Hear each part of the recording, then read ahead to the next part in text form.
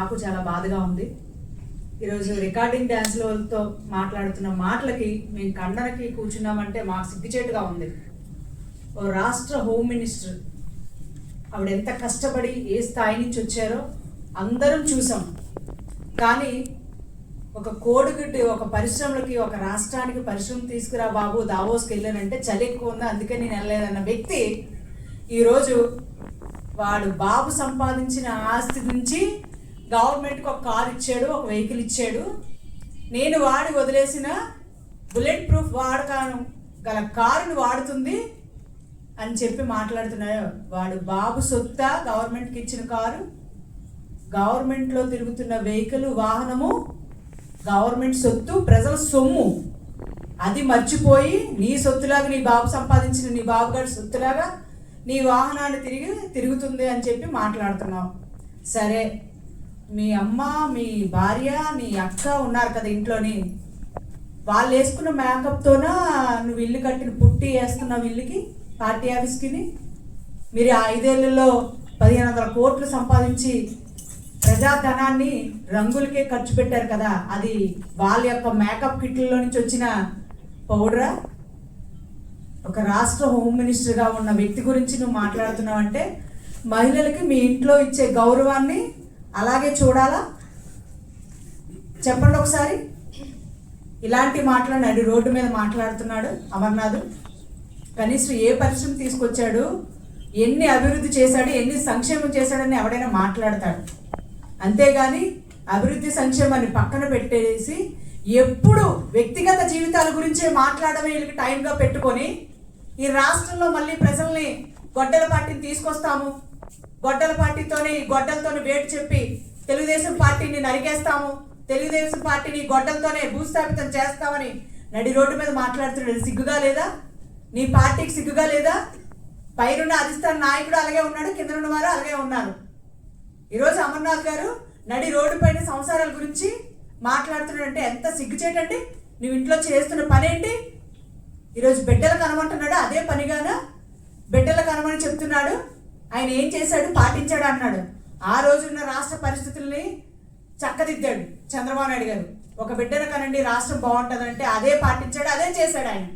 ఈరోజు రాష్ట్ర పరిస్థితి ఏమైపోతుందో అని చెప్పి బిడ్డల కనండి అని అంటుంటే దాన్ని తప్పుగా వక్రీకరించి నడి రోడ్డు పైన హేళన చేస్తూ మాట్లాడుతున్నాడు. చంద్రబాబు నాయుడు గారు పాటిస్తారు, చంద్రబాబు నాయుడు చేస్తారనడానికి ఆ రోజు జరిగిన సిచ్యువేషన్ సందర్భాలు. నడి రోడ్డు మీద సంసారాల గురించి, కాపురాల గురించి మాట్లాడుతున్నారంటే ఎంత వ్యక్తిత్వ హననానికి దిగజారిపోయి వాళ్ళు పార్టీ అధికారంలోకి రాదేమో అని భయపడుతూ మహిళల పైన నీచంగా మాట్లాడుతూ, సంసారాల గురించి నీచంగా మాట్లాడుతూ, ఉద్యోగాలు ఇస్తే నీ ఉద్యోగం ఎవడు చేస్తాడో అని అడుగుతావా? ఏ ఉద్యోగం ఆవిడ చేస్తుంది? ఆవిడ ఒక టీచర్గా వచ్చింది, ఒక హోమ్ మినిస్టర్గా ఉంది.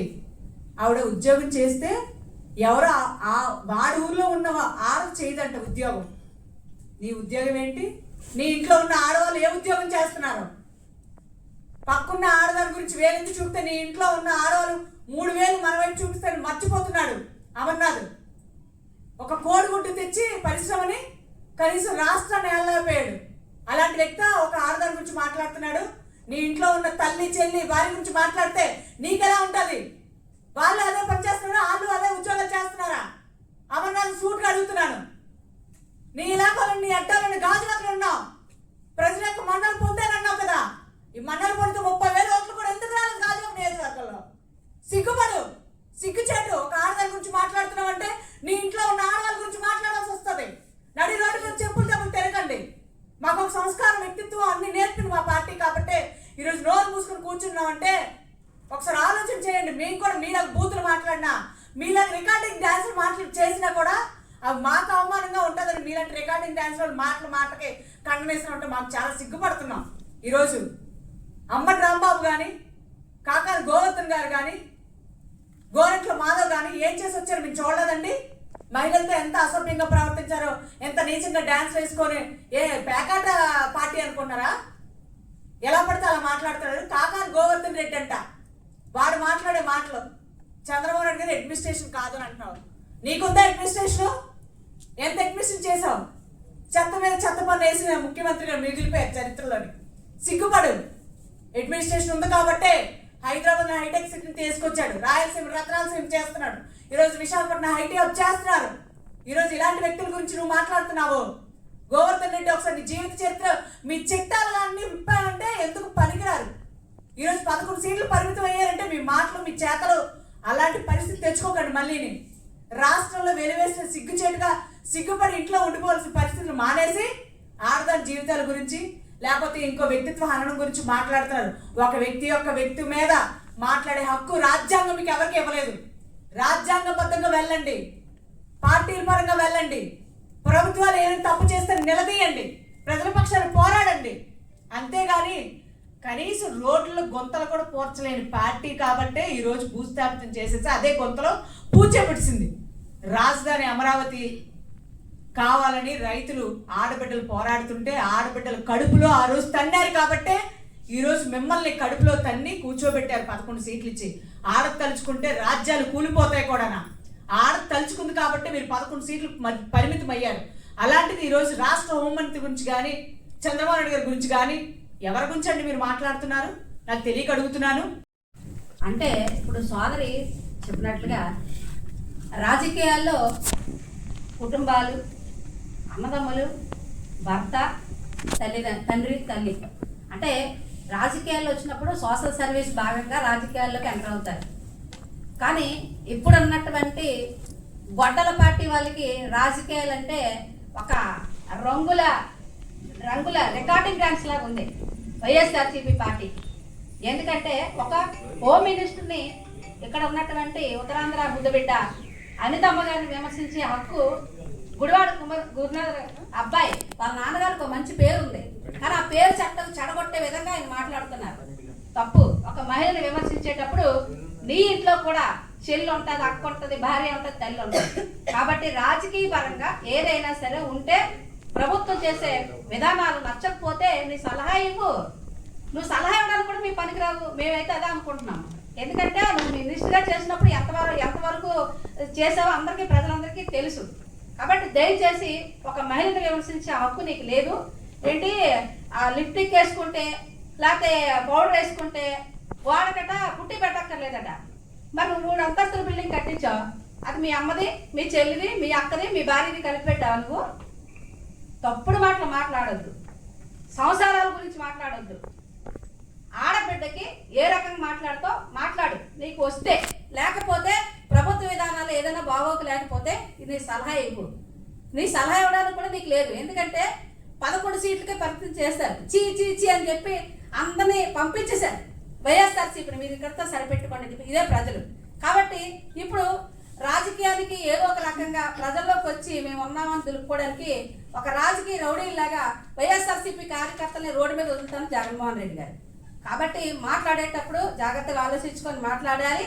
అలాగే మెగా డిఎస్పీ దాని మీద కూడా ఏదేదో ఫేక్ ప్రచారం చేశారు.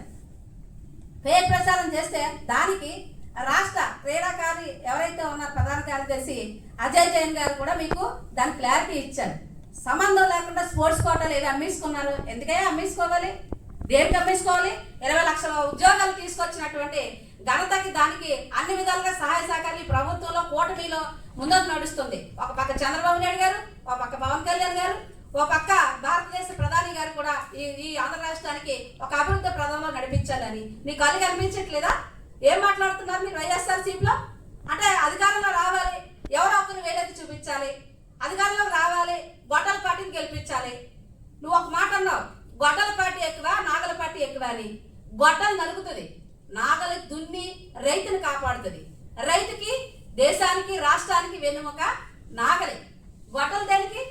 గొడ్డలు నరకడానికి. అంటే నీ రాక్షస పరిపాలన కొన్నప్పుడు నీ రాక్షసత్వానికి ఒక పక్క బావే అని చెప్పావు, ఒక పక్క కోడికత్తి డ్రామా ఆడారు, ఒక పక్క ఏమో కిరాయి కొండల్లాగా ఒక దళితుని మూట కట్టి సుబ్రహ్మణ్యాన్ని ఇంటికి పంపించారు.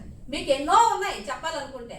దయచేసి చంద్రబాబు నాయుడు గారికి కానీ, పవన్ కళ్యాణ్ గారు కానీ, నరేంద్ర మోడీ గారు కానీ, కూటమి నాయకులు కానీ ఎవరినైనా సరే వేలెత్తి చూపించినప్పుడు నీ వేపు 3 వేలు 4 వేలు ఉంటాయి, చూసుకొని మాట్లాడండి. ముఖ్యంగా మహిళలు ఊసి వస్తే మాత్రం ఎవరిని క్షమించేది లేదు. ఎందుకంటే మహిళల్ని రాజకీయ పార్టీలో వైఎస్ఆర్సీపీలో ఉంటారు, తెలుగుదేశంలో ఉంటారు, జనసేనలో ఉంటారు, ఎవరైనా ఉంటారు.